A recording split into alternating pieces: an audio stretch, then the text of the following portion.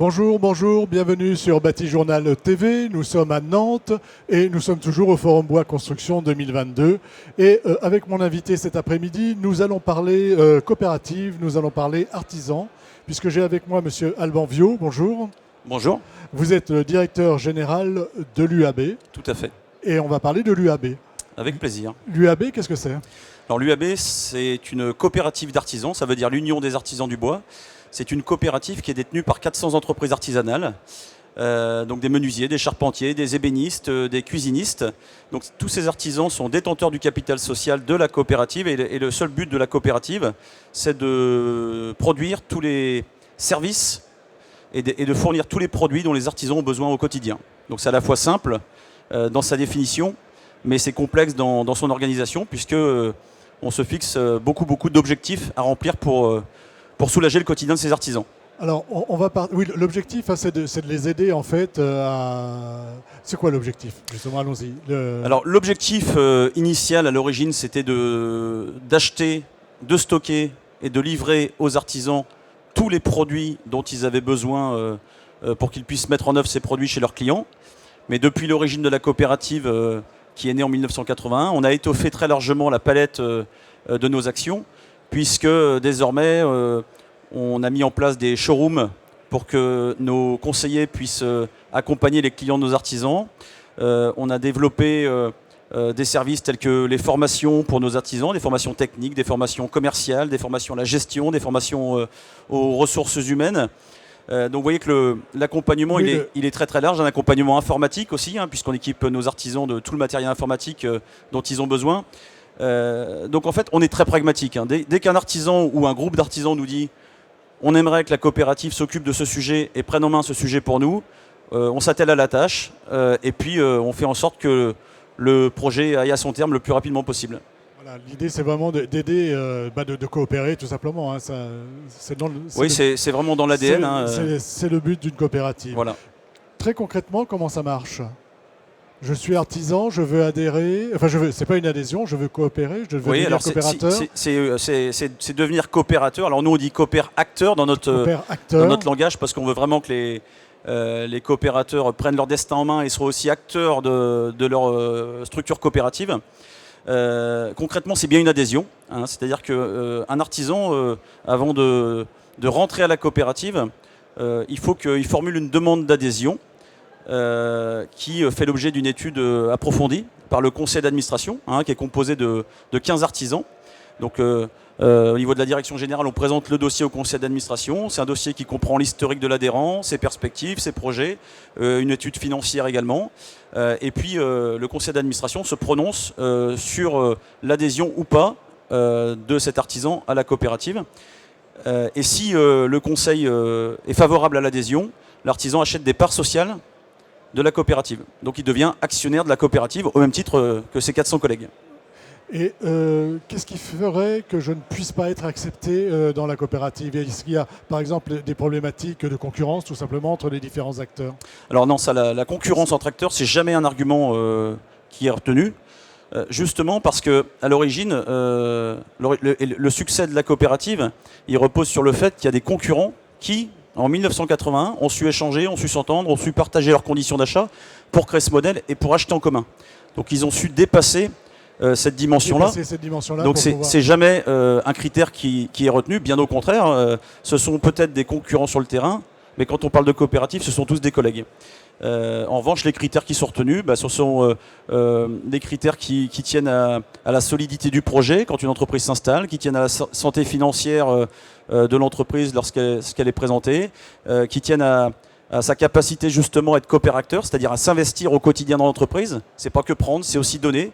C'est aussi donner un peu de son temps, c'est être présent en réunion qu'on appelle des réunions de secteur, en commission pour choisir avec les collègues les produits qui vont être au plan de vente. Il y a une dimension transparence aussi qui est essentielle. Hein. On ne peut pas être un bon coopérateur si on exige de la coopérative de la transparence sans soi-même être capable d'être transparent.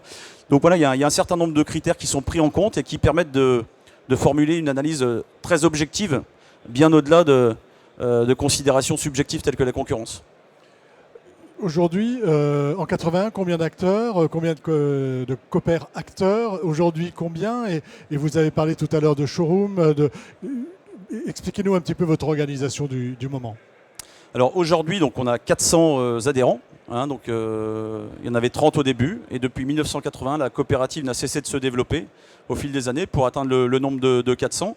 Combien de candidats par an, par exemple, quand vous parliez tout à l'heure? Je dirais qu'on a une quarantaine de candidats par an. Et on en fait entrer entre 25 et 30. Voilà. Alors, candidats, c'est ceux qu'on présente au conseil d'administration. Oui, c'est ceux que vous présentez au conseil. Il y a beaucoup plus de gens qui ont de l'appétence pour le modèle coopératif. Voilà. C'est ceux qu'on présente au conseil d'administration. D'accord. Donc je vous ai interrompu, allez-y dans l'organisation. Je vous en prie. S'agissant de l'organisation, donc nous, on a une particularité, c'est qu'on intervient sur un territoire qui comprend 3 départements, mais on livre nos adhérents à partir d'un seul point. Voilà, c'est un modèle qui est très différent du modèle qu'on peut rencontrer dans la distribution avec des agences qui sont au plus près des clients, avec des clients qui viennent acheter ou qui sont livrés. Nous, on a un modèle qui repose sur une logistique extrêmement performante. Tout part de notre siège social à La Ferrière. Dont on va parler tout à l'heure. Les adhérents ne viennent pas enlever la coopérative, ou très peu. C'est vous qui livrez? C'est nous qui livrons. Ça permet de gagner en efficacité. Sur quel périmètre? Alors jusqu'à il y a quelques années, on était exclusivement sur le territoire vendéen. Et en 2018, on a repris une autre coopérative qui s'appelait Rabot, qui est désormais intégrée à l'UEB, qu'on a absorbée, dans la mesure où cette coopérative était en difficulté.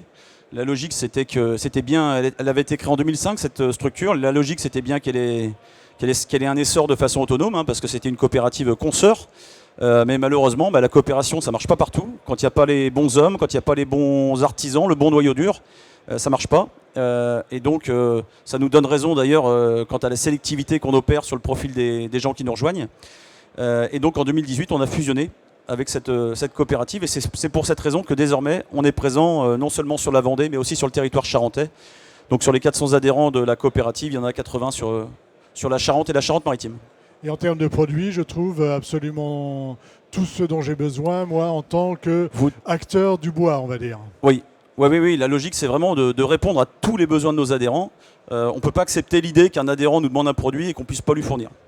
Donc ça peut être du bois. Alors c'est notre origine. Oui, c'est notre origine, bien sûr. Mais c'est vraiment quelque chose de très fort pour nous, le bois. Mais on fournit aussi des produits d'isolation. On fournit aussi des produits... de la cuisine, de l'électroménager, du parquet, du lambris, des placards, des fenêtres, des portes d'entrée. Donc ça va très loin. Ça va très loin. On a un plan de vente qui est extrêmement large et d'ailleurs c'est aussi un des vrais atouts de la coopérative. J'aurais pu l'évoquer tout à l'heure, c'est de permettre à notre artisan d'accéder avec un seul partenaire à un plan de vente aussi large. Plan de vente aussi large et j'imagine que vous arrivez à négocier des prix plus intéressants que s'il était seul.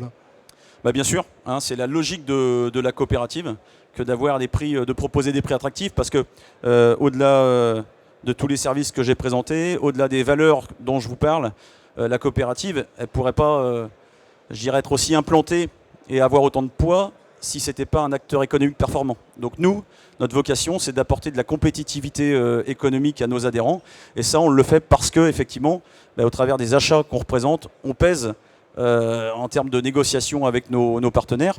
Et ce d'autant plus qu'on n'est pas une coopérative isolée. On est rattaché à un réseau de 38 coopératives en France, hein, qui s'appelle le réseau des coopératives Orcab. Donc il y a 37 coopératives consoeurs qui maillent le territoire français, à l'image de GMB sur le 49, ASEM sur le 79, ARB en Mayenne. Et puis dans la plomberie, il y a c'est un autre secteur d'activité du groupement des coopératives Orcab. Il y a des coopératives comme VST en Vendée, qui est la coopérative leader de la branche plomberie. Voilà, donc ce qui vous permet de peser sur les prix. Et on va parler prix et éventuellement pénurie ou en tout cas tension sur certains matériaux. Comment ça se passe de votre côté ? La situation, elle est évidemment très complexe, hein, je vais pas vous dire l'inverse. En termes de disponibilité produit, on a retrouvé un peu d'aisance. Hein, on a retrouvé un peu de fourniture de manière générale. Est-ce que vous avez vraiment eu des soucis à certains moments pour vous fournir avec certains produits ? Ah oui, on a l'habitude, on a 10 hectares, hein, donc on est vraiment implanté sur une très très grande surface dans la mesure où on a un seul site et on a l'habitude de voir des entrepôts qui sont pleins de bois chez nous.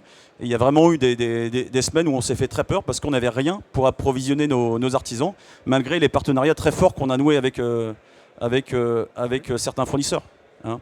Donc, depuis, notre quotidien consiste à batailler avec nos principaux fournisseurs, à négocier. Il y a notre acheteur bois aujourd'hui, François Gaillard, qui est ici présent, qui rencontre tous les partenaires. Voilà. Nous, c'est notre cheval de bataille. On se doit de se bagarrer pour nos adhérents parce que c'est eux qui nous font vivre et c'est pour eux qu'on vit. Donc c'est vraiment notre travail du quotidien. Donc des pénuries qui aujourd'hui sont écartées à peu près et des prix qui ont, j'imagine, fortement augmenté. Et comment vous voyez l'avenir? Enfin, déjà sur les prix d'aujourd'hui et puis comment, si vous pouvez faire un peu de prospective, on va dire. Alors c'est toujours difficile de faire un peu de prospective parce qu'on a appris ces derniers mois à être plutôt humble par rapport à l'exercice de la prospective. Actuellement, on reste sur des niveaux d'activité très forts. Hein. On continue à livrer nos adhérents de manière soutenue.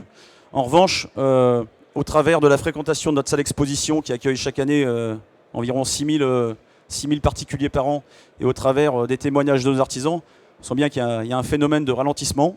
Il faut dire que les prix ont très fortement augmenté, les taux d'intérêt commencent à augmenter et puis il y a aussi beaucoup de particuliers qui ont anticipé des travaux qu'ils auraient sans doute fait sur plusieurs années s'il n'y avait pas eu le confinement, etc. Donc il y a fort à parier qu'il y aura un ralentissement de l'activité dans les prochains mois. Voilà, pour autant, on n'est pas inquiet parce que on sait que on est sur un secteur géographique qui voit structurellement le flux migratoire être positif. Tout le monde passe à l'ouest. Pardon ? Tout le monde passe à l'ouest. Tout le monde passe à l'ouest. Ça pourrait faire un beau titre de film, ça d'ailleurs. Mais effectivement, on est plutôt serein et puis le bâtiment a montré depuis des années sa résilience et le modèle coopératif justement est très résilient par rapport aux différentes crises qu'on a pu connaître. Hein. Jamais depuis sa création en 1980, la coopérative n'a connu de baisse d'activité. Voilà. Donc vous êtes assez serein et vous savez gérer les crises. Oui. Et vous avez construit des nouveaux locaux, parce que justement, comme vous vous êtes fortement développé, il fallait à un moment donné rassembler les locaux. Comment ça s'est passé Oui. Et quel choix avez-vous fait? Parce que vous avez aussi fait des choix constructifs bois finalement. Oui, parce que ça fait partie de nos convictions. S'agissant du bois, on a travaillé avec un de nos principaux partenaires qui est Pifto, la scierie Pifto, qui est basée à quelques kilomètres de chez nous, à Sainte-Florence. Et pour nous, c'était une évidence de faire confiance à cette entreprise qui est un partenaire historique pour construire notre siège social en CLT, qui est la nouvelle technologie de chez Pifto. Donc on a construit 1200 mètres carrés sur 3 niveaux. Donc ça, c'est une des composantes de notre chantier, mais il fallait aussi qu'on se développe d'un point de vue logistique. C'est pour ça qu'on a construit un bâtiment de 4000 mètres carrés pour héberger des menuiseries. Et puis on est encore en train d'envisager une nouvelle étape là, qui est en cours de démarrage, qui consiste à faire 15 000 mètres carrés supplémentaires pour 15 millions d'euros. Donc ce sont des montants très significatifs à l'échelle de la coopérative, mais qui témoignent aussi du volontarisme des artisans, du conseil d'administration de l'UAB, et puis de notre confiance en l'avenir, parce qu'on sait que ce sont des investissements qui seront utiles à notre développement et utiles au quotidien des artisans. Ça représente combien en personnel, la coopérative? Alors la coopérative, c'est 200 salariés. Donc vous voyez que c'est 200 salariés pour 400 adhérents, 400 clients. Donc pour chaque client, chaque adhérent, on a un demi-salarié. Donc c'est dire la volonté de service qu'on veut apporter à nos adhérents. C'est complètement atypique de ce point de vue-là. Donc c'est 120 millions d'euros de chiffre d'affaires sans doute au 30 septembre 2022 pour 400 adhérents. Donc ça fait une moyenne de 300 000 euros d'achat par an par artisan. Ce qui est très significatif aussi parce que ça veut dire que nos adhérents sont extrêmement fidèles à la coopérative et pour faire simple, achètent tout à la coopérative. Et 200 salariés pour 400 adhérents, c'est très significatif aussi en ressources humaines. Ça veut dire quoi? Ça veut dire qu'on a fait le choix de se doter de compétences et de ressources pour accompagner très fort nos artisans au quotidien, excusez-moi. C'est pas grave. Donc des moyens financiers, des bâtiments, tout ce qu'il faut pour réussir. Et des moyens humains. Et des moyens humains, oui. C'est ce que je voulais dire aussi. Quand j'ai dit financier, je pensais humain. C'est sans doute le plus important dans notre coopérative. Eh bien, écoutez, merci d'être venu nous parler de l'UAB. J'imagine que vous avez un site internet qu'on peut aller consulter, voir. Tout à fait. Et puis, si des artisans qui nous ont entendus ont envie de devenir des coopérateurs, qui n'hésitent pas. Qui n'hésitent pas. Merci, merci. Une émission à retrouver donc sur notre site internet Batijournal TV avec toutes les émissions que nous tournons ici au Carrefour International du Bois. Et puis bien sûr sur les sites de nos partenaires que sont le Carrefour International du Bois et France Bois Forêt. Merci à vous. Merci.